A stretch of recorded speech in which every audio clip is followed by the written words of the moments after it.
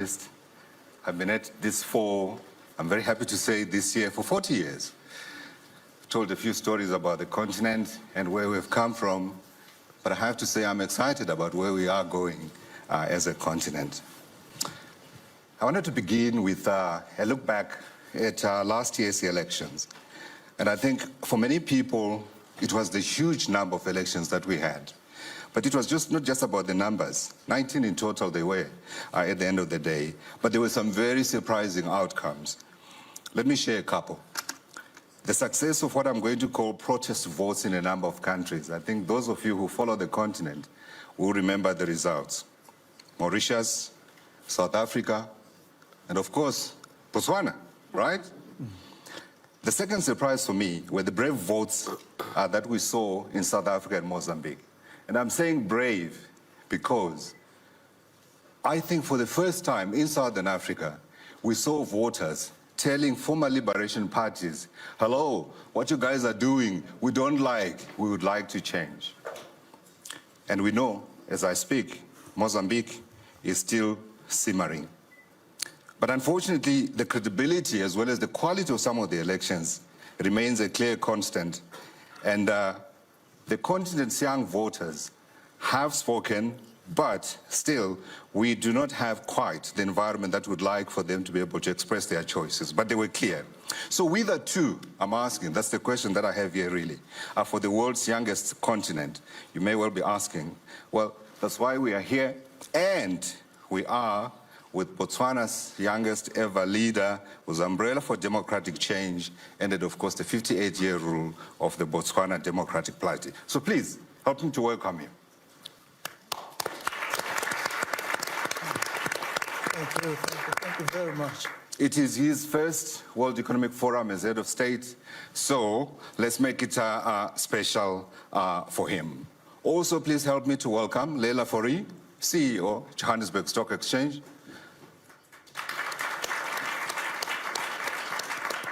For those who do not know, the JSE is 138 years old. Joining us as well, the Secretary General of the African Continental Free Trade Area Secretariat, Mr. Amukele Mene. SG, welcome. Thank you, sir. And last but not least, Mr. Samaila Zubairu, who is the CEO of the Africa Finance Corporation. He's been talking infrastructure for a while. Thank you. Mr. President, my question is going to come to you first.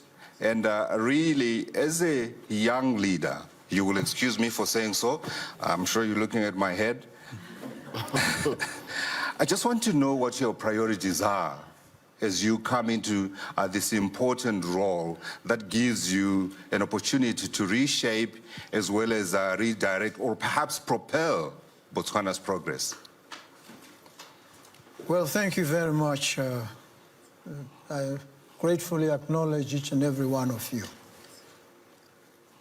The first thing that we need to appreciate as the African continent is that we have done very badly when it comes to democratic governance and the running of the democratic process, which is why it seems somewhat shocking, surprising, something of an anomaly when power changes, because it occasions a great deal of consternation, a great deal of anxiety. We're never sure whether it will happen at all. There's a problem with the faith and confidence of the population in the democratic apparatus, and whether those who are in power are fully committed to the fundamental tenets of democracy. And so when, as it happened in Botswana, a party that had been in power for 58 years faced the unexpected spectacle of a decisive loss at the polls, many may have felt, will this outcome be accepted? Will power really change? Well, it did in Botswana. It was peaceful, it was seamless, it was orderly, and the president who had lost, well before he did lose, sent me a message and said to me, "It seems your party is doing extremely well. It's early days yet, but congratulations." I said, "Thank you very much." And he said, "We're hoping that we'll bounce back."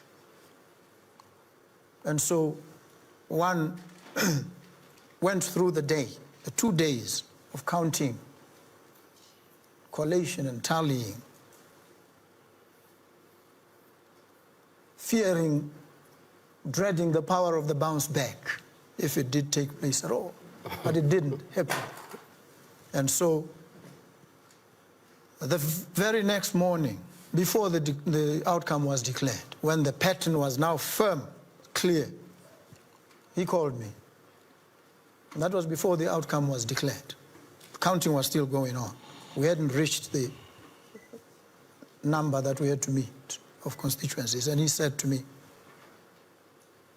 "Be ready. I'm going to address a press conference at which I'm going to concede. And so I'm going to call you from the conference venue so that the press can capture this." And I assured him that I was ready. And he did call me a few minutes later and make the concession publicly. And that was before the outcome was fully known. That was in the morning, around 9 a.m. And the winning numbers were reached in the afternoon. So well before the afternoon, he had reconciled himself with the eventuality. And I say this so that we appreciate that there was never any indication, the slightest hint of a subversion of the democratic outcome. This is to demonstrate the commitment of this particular leader, who is in an unenviable situation. He is losing an election. His party has been in power for 58 years. He's served but only one term. He would have loved, in fact, he expected, he felt strongly that he was going to get a second term. He didn't. At that critical moment, he had to make a decision. Does he stand firm on the principles of democracy, or he plays the usual games played on the African continent to subvert the will of the people? He chose to be a democrat to the core. And that cemented the credentials of Botswana as not just a democracy, but an exemplar of democratic practice. It says our democratic roots run deep. We are truly a democracy. And so I'm most grateful, and this is a lesson we would like to impart. Now, we must recognize that this democracy, of which we are so proud, requires deepening, requires constant refreshing and improvement. We must recognize, and we are concerned about young people, that they are not registered in quite the huge numbers that we would have wanted. And it is not because they are not interested. It is not because they are disaffected. Sometimes it is because the processes themselves do not conduce to the energy and vitality of young people. They want to be able to come in, cast their vote and go. They don't have the patience to stand in line for hours on end. And so when they do not come, sometimes it's a vote of no confidence on the processes themselves. They're saying, these are not designed with us in mind. And so we need now to reconfigure the entire repertory of institutions on the African continent, in the democratic space, in trade and commerce, to recognize, to embrace the energy and vitality of young people so that they can participate, so that even the language spoken is pretty much their lingo. And so that we don't speak in esoteric terms when who are basically dealing with the transient problems that trouble them on a daily basis. Yeah. And so this is, I think, a lesson for us all. And I think my priority is in ensuring the active participation and leadership of young people, which is why when I was faced with the appointment of a cabinet, I felt, because the democratic process is not so hospitable to their participation, both at the level of lack of resources to participate in what is an expensive process, I felt that we needed to engage in some affirmative action. And so right now, Botswana has one of the youngest, if not arguably the youngest minister on the African continent, who is the Minister of Youth and Gender Affairs. And so we've set ourselves on this path to practically involve young people, even when the democratic process would have kept them at the margins. So we want to place them front and center so that they are visible, they tell their story, they demonstrate their capabilities. So thank you very much. And congratulations to you for being able to do that and for committing to continue to do so. Just one quick follow-up from my side would be, obviously they turned to you because they felt that the establishment was not taking care of their needs. So I wanted to give you an opportunity. Here you are at the World Economic Forum, where you are speaking to investors from the African continent, from countries outside the African continent. What message are you taking to those people? And what do you say to them about investing in Botswana, and investing in Botswana within the context of probably the second biggest decision that's ever been made on the African continent, which is, of course, the establishment of the African Continental Free Trade Area? Well, the starting point really is where Botswana wants to go.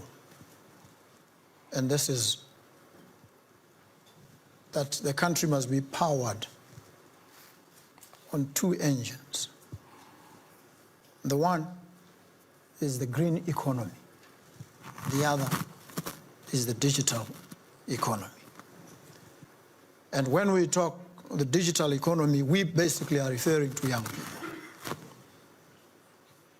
We have, as I said, to reconfigure the institutions, the routines that we are so used to, which have marginalized young people.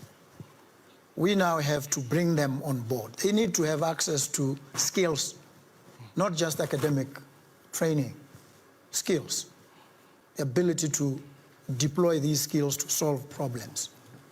And we know that young people, when it comes to the digital space, they are natives of that space. Many children don't need to go to school. I've seen little children scrolling on their cell phones, playing games and doing things that I find somewhat challenging for me. And I realize this is their space. Absolutely. And so we need to make them comfortable, broaden and expand this space for them, so that the entire education system is itself constructed around empowering them in this space. When we do this and recognize this as their space, we then enable them to drive innovation, to deploy their creativity in the areas of tourism, in the development of applications that solve problems, that harness data, make the data available to them, and then also having equipped them with the skills, give them access to affordable finance. Thank you very much. I was listening to a session that took place in this room before we started our own session, and Strive Masiwa, the entrepreneur who built up Econet Wireless in Zimbabwe, was talking about the fact that Africa is short of capital, but it's not short of entrepreneurs. And we're going to come back and talk about perhaps some of the areas that we need to look for from a policy perspective and how we calibrate those youth and make sure that they are participants. SG, I want to come to you. I posed the question to the President, and I'm going to come back to you, Mr. President, in terms of the AFCFTA and your view. But I wanted to come to you and talk a little bit about how you view young democracies, not young democracies, sorry, the young leadership that we're seeing coming onto the continent in terms of their inclusion and participants in the African Continental Free Trade Area. When the AFCFTA was launched in Kigali in 2018, President Cyril Ramaphosa spoke about a boat that would lift all boats, including small and big nations. Has the AFCFTA been able to do that? Well, thank you very much. First, let me appreciate the opportunity to be here with this very, very distinguished panel. Excellency President, congratulations on your decisive victory. We have come a long way since President Ramaphosa made that statement on the 18th of March in 2018 in Kigali. We have, through the heads of states, have agreed on two very important instruments that will impact directly on young people and SMEs. First, the protocol on women and youth in trade. The first protocol of that nature around the world, first of its kind, which takes us really well and beyond the aspirations for women-owned businesses, youth-owned businesses, and takes us into the realm of legally codified obligations. That is a very important step forward. Second, we have established the protocol on digital trade. The last instrument of that protocol will be adopted by our heads of states next month in Addis. And the protocol on digital trade responds exactly to what His Excellency the President has just said. The innovation, the cutting-edge spirit of innovation of young Africans, the ability to create entrepreneurship through Africa's digital economy. By the year 2050, Africa will have the youngest working force in the world. Those jobs will have to be created intra-Africa. We will not be able to import jobs from somewhere else. And so Africa's digital economy, we believe, is a very, very important aspect of overall intra-Africa trade. And it includes actually day-to-day, it addresses day-to-day challenges that all of us battle with. The issue of payments, for example. I live in Ghana. There's a direct flight to Nigeria. When I travel to Nigeria, I take my direct flight. But when I send money, it goes somewhere else. It should not be, it should be the same that we have a seamless, interoperable payment system in Africa to address this challenge of youth unemployment. We also, in the same protocol, have far-reaching provisions on emerging technologies, on inclusion of SMEs, which will create an environment where we will see more investment in digital public infrastructure.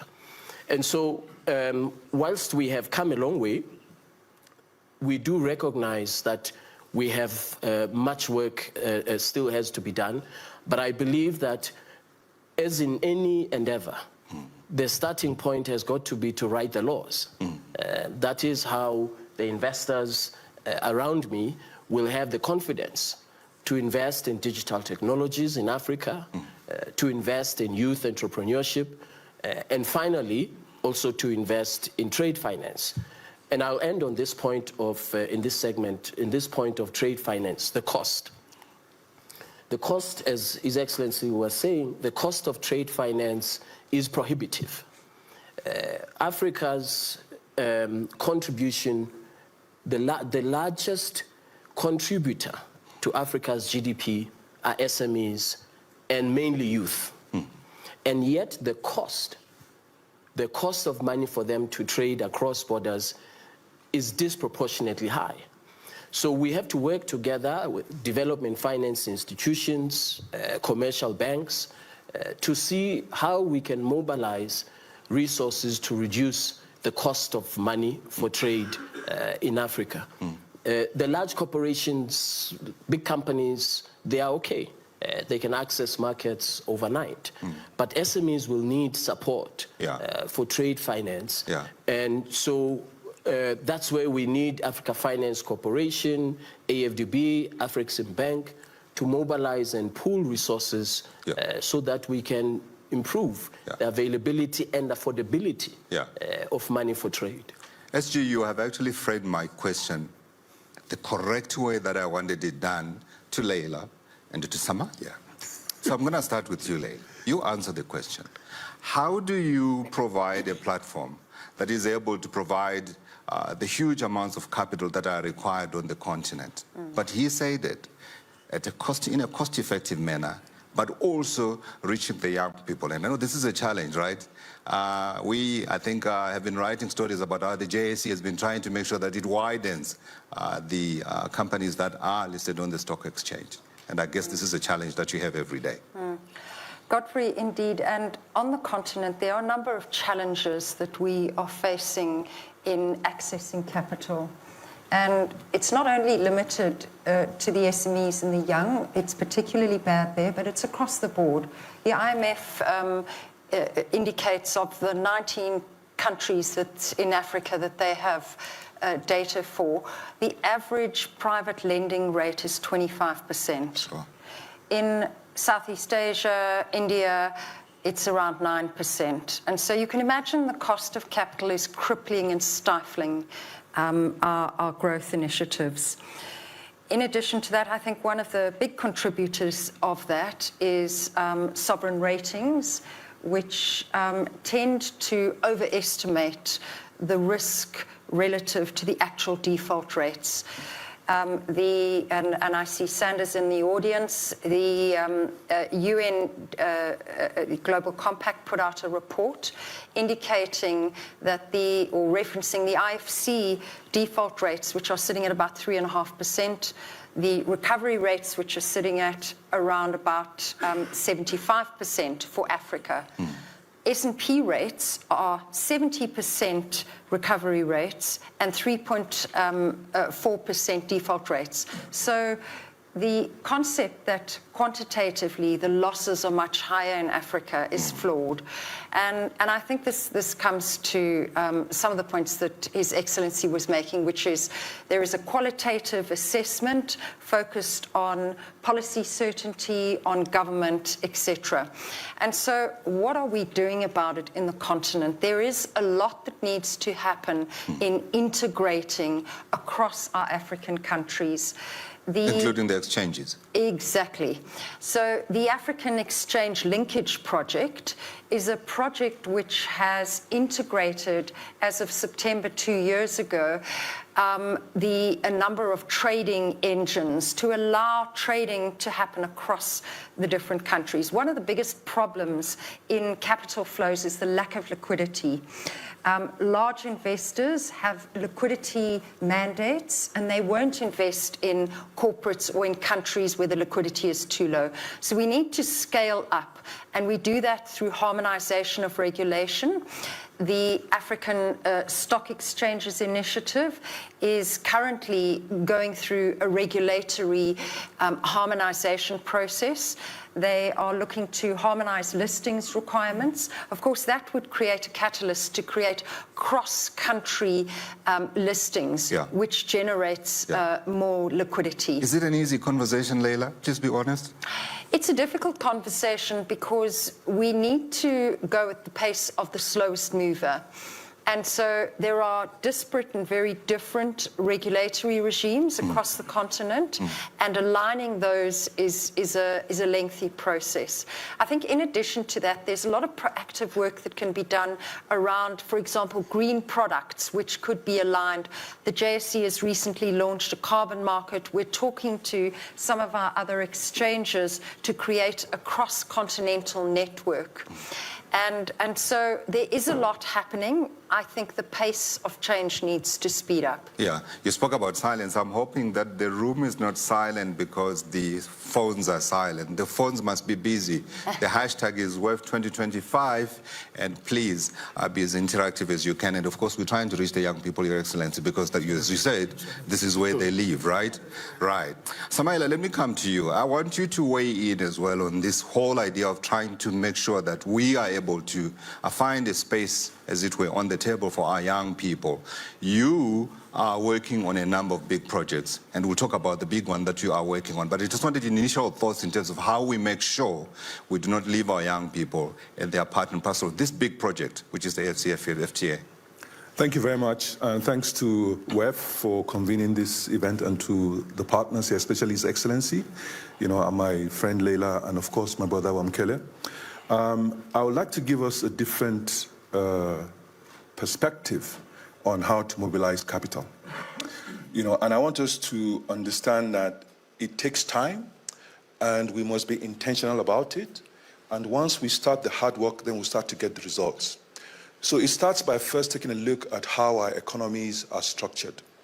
We're largely primary economies, whereby we are producing primary goods and exporting primary goods without any, I would say, value addition, no ability to create quality jobs, and no ability to build the savings that will lead to capital formation and a viable banking system. So if we take a step back and be intentional about capturing and retaining value within the economies, we'll be able to create quality jobs. Those employees will pay taxes that can be used to build schools for education. Those employees will make savings that will go to mutual funds and stock exchanges, savings accounts. Those savings would be used for pensions. Those pensions will be available to build infrastructure. They'll be available to pension managers to allocate, for venture capital, for private equity, and then we'll be able to finance ventures by young people. So it is a chain that needs to be in place, and it starts by taking intentional decisions that will stop exporting raw materials, that will process whatever we have, create quality jobs that would pay quality wages and engage quality youths, provide them opportunities for innovation.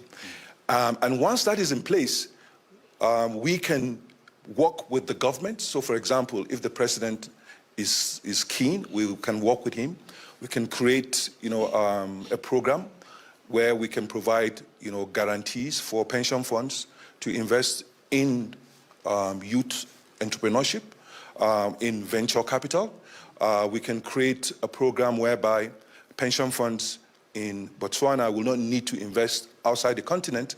We'll create them the rich structures for them to invest on the continent. That way we have the capital formation that goes to fund venture for young people. So these are things that can be done. All the economies that you see happen that way. So it is the initial investment by pension funds in the like of Apple and Microsoft that led to where they are today. I met someone recently that said they invested, $15,000 in Snap, in the idea of Snap. And you know what that is? It was a pension fund that did that. So we have to change our pension rules, make sure that they can invest in venture capital, make sure they can invest across the continent, and that way we build, the capital that we need. Then we also need to be intentional about capitalizing our banks. We have to capitalize banks locally, give them a high bar, of what they can invest in. And then they will mobilize the capital, and then they'll invest. If you don't have local banks or domestic resources, there can be no development.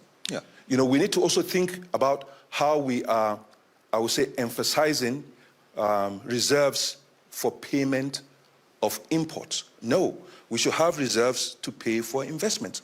Invest in infrastructure, invest in capitalizing, local banks, regional banks, for investment across the continent. Sure.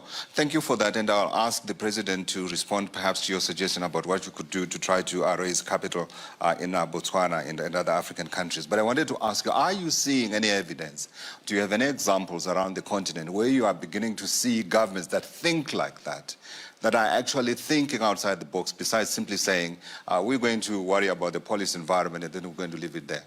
Yes, we do. Please and share. I'll give examples. So in Nigeria, there was a pension reform that had a move to contributory pension schemes. And there was a process to license local pension fund administrators. There was an asset allocation that was given to them. First, it was government bonds, listed equities, and then we engaged with them to tell them that, look, if you don't create a room for investments in infrastructure, investment in private equity, investments in venture, your pensioners will have to buy generators and diesel when they retire.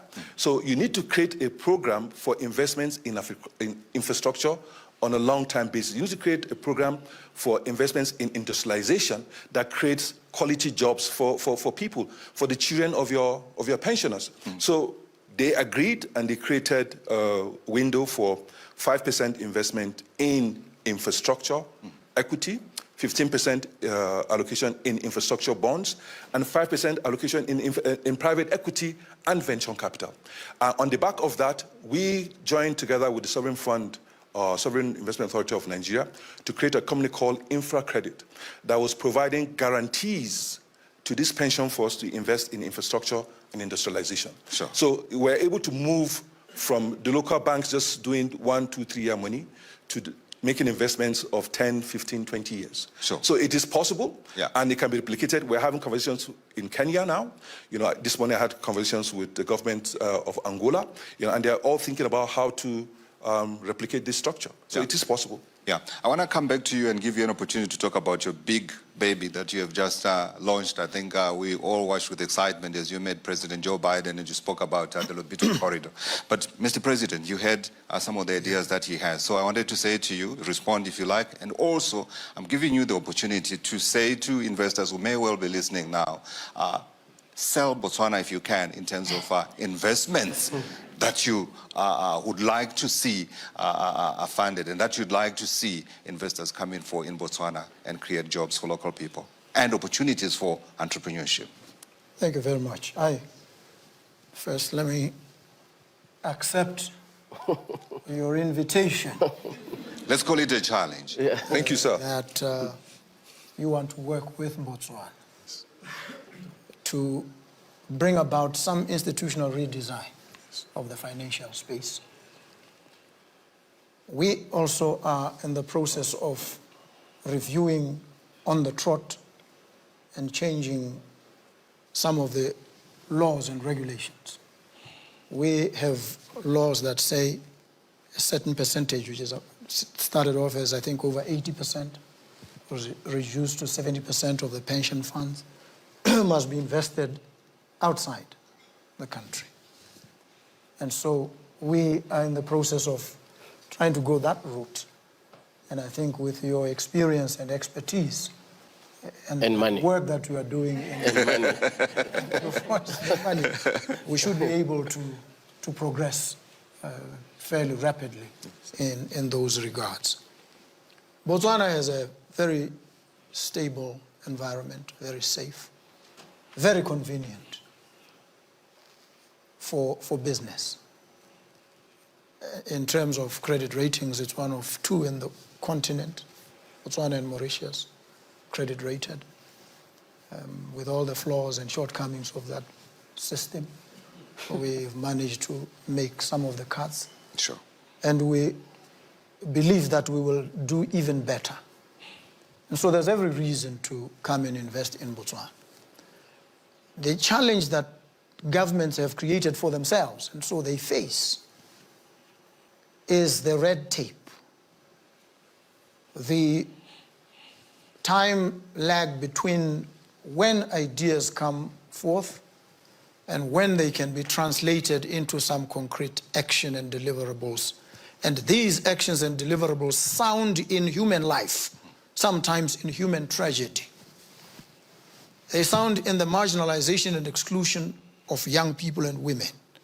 So we want to make sure that we close the chasm between word and deed in order to ensure that we bring young people into the fold as quickly as possible. Sure. And so we trust that we will work together. I am extremely excited at the prospect. And I will find your falls- minister before we leave. It falls in line squarely with what we are currently engaged in. And I'm going to follow up that story, Your Excellency, I can assure you. of that. Absolutely. And I'm going to Actually, Boholo is a good friend of mine, so I can yeah. also just talk to her and Yes, see how please we do. Please do. And, Leila, if I Other can come to you ministers, very quickly, and I'm going to combine two questions really for you. One is around this green finance that we've been talking about. Maybe just share very quickly, if you can, just how that would work and whether the continent is suitable for that type of finance. And then lessons from abroad. I saw a recent research report from the World Federation of Exchanges where they were talking about how capital markets can be used to catalyze growth on the continent. And they show that actually in developing countries, it's not as good as it is in developed countries. How do we fix that? Indeed. So the report done by the World Federation of Exchanges indicated, it analysed the effect of growth on the exchange and vice versa. And it indicated that in emerging markets, it's unidirectional, that effect, and in developed markets, it's bidirectional. So the economy grows the exchange grows the economy. The purpose of an exchange is twofold. Firstly, to ensure that there is access to capital, and Samala really explained this very well. So small, medium companies that soon will become top 40 companies need to access capital formation, debt or equity. And then it's to ensure that the man on the ground, investors, have an opportunity to use their savings, which may well be pension fund savings, to grow and develop their wealth and develop prosperity. Now, the problem in emerging markets is that we don't see that connection. And one of the things that affects that is that the external investors' perception of a country will determine whether they invest in that country. And so many times, if there is a over-indexing of the risk, if there is a lack of certainty, policy certainty, lack of growth, the investors are not providing the capital to grow the economy. Sure. I'll switch now to the second question Green finance, if you can, quickly. that you asked about, and that is really about the green economy, and that's one of the solutions. So, of course, all the solutions that could solve that first problem is making sure that there is credible systems, credible regulation that in a time of crisis can be relied upon and can be consistently approached. In terms of the green products, the JSE, together with a number of our neighbouring countries, Nigeria, Kenya, Botswana, have done a lot of work in developing new solutions, green bonds, social bonds, sustainable bonds, which is really debt financing for green projects, climate-related projects, social projects like education, schools, hospitals, etc. And it's been proven that those products are generating a much higher take-up and, in many instances, better returns. So those are working very well. Yeah. And then carbon markets across the continent. Absolutely. I wish I had more time because I wanted to take you up on this whole perception of risk and Africa and the association, and yet the figures show, and this is research by S&P, as you said, as well as Moody's, that shows that actually Africa pays its debts better than other parts of the world. But another day, another conversation. SG, I'm coming to you, and then I'd like to open the session to a couple of questions from our guests that we have here with you. SG, I would be wrong if I don't give you an opportunity to sell as well, the AfCFTA. Well, let me just answer a question that you did not ask. Okay. And that is how do we intend, once this capital is mobilized? I wanted to. And I wanted to ask whether you actually have any conversation between the two of you, but Where I'm running out is of it time. going to be deployed, how and by whom? I think I agree entirely with the colleague panelists. The big challenge that we have is risk mitigation optimization. How do we make sure that our commercial banks are able to undertake these risks to onward lend to the young entrepreneur who will then export from Nigeria to Kenya and so on. This is where the big challenge for us is.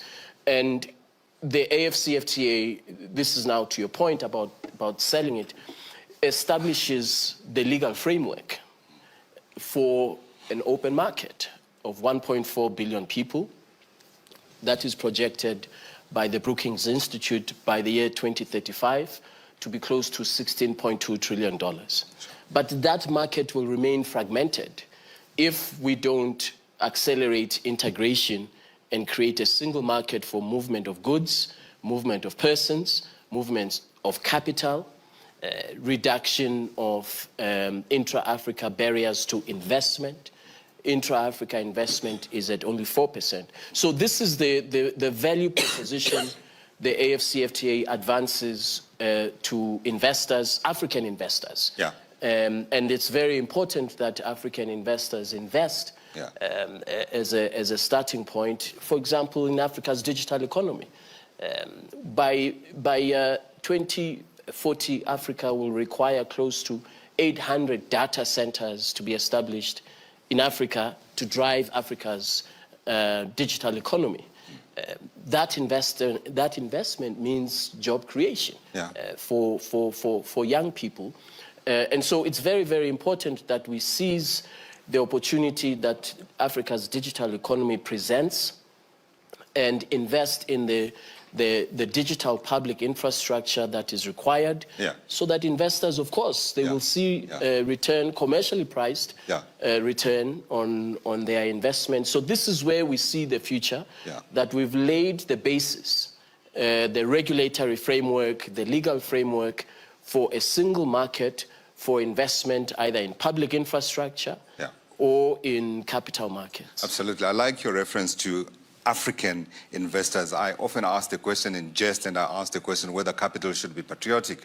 And I think in many respects, maybe this is a question that we ought to answer, difficult as it may be, but with returns, of course, as you are saying. Let's open up the debate to the floor. If you've got a point that you'd like to make, there should be a mic. We can quickly take a couple of questions if there are any. There's a hand here, sir. And if you can be as brief as you can, sir. We have roughly 2 minutes. Good afternoon. I'm Dr. Seringejo. I'm the Minister of Industry and Trade in Senegal. First of all, very pleased and happy to be here, and congratulations. My point is actually how do we do this trade of one unique African space? If you look at the reason why the European Union actually went very fast with 27 countries where no barrier, no trade barriers, and the United States, the American, actually also Latin America space, I think that's where I would like to, that we also put the discussion between West Africa, East Africa, Central Africa, where we're still having a lot of barriers. And that's why I believe that this African trade is a very good initiative. It means that having all the capital moving from East Africa to West Africa, from South Africa to North Africa. And this, I did not hear it actually, and I would like to really that we bring that debate so that we from West Africa, as the Minister of Industry and Trade of Senegal, I can really invest, ask the Senegalese people to invest in Kenya, ask the Nigerian people to invest in northern Senegal, in our petrol and our gas. So I think this debate is very important to me. Yes. Thank you very much. Thank you very much. There are very few occasions where I say I know something, but I know an initiative that's been run by the AFCFTA where they've set up trading companies that are going exactly doing what you're talking about. But I'll let the SG reply. No. I mean, I think you've answered it. Excellence. We have established trading companies that aggregate per region, per country, and export to other parts of the continent. So, for example, we aggregated products in Nigeria that were exported to Kenya. Recently, last year in January, South Africa exported aggregated products to Kenya. And these are different regions. So this is ECOWAS, East African Community, SADC, and that seeks to address exactly the point you make about fragmentation, which existed since the end of colonialism. So ZLECAf, the objective is to make sure that we overcome these fragmentations either in investment flows, flows of capital, flows of persons, business persons, and of course, trade in goods. Absolutely. Unfortunately, we've run out of time, and I've been told we have to be very strict in terms of the time that we spend here. But I'd like to thank my panel very much indeed and give His Excellency the last word, just in terms of his parting remarks to how we make sure that our young people are part of our economies, not just by buying, but by being economic agents. Well, thank you very much. And I think it would be for me to reiterate what I've said, really, that I think the real challenge is a lot of the times when young people see the structures of power, they are alienated from them. They are not represented either at all or in sufficient numbers to be visible and impactful where the decisions are made. So we need to bring them into the political space and other spaces and empower them from right from preschool even, so that when they reach a certain level, they own the spaces and they can take part. And so we are able to have them already in and guide the discourse that relates to them and their interests. And I think that's what we need to do, so that we don't talk about them without them. Absolutely. Thank you very much, Your Excellency. Thank you for listening. Thank you to my panelists, and thank you to those who are listening online.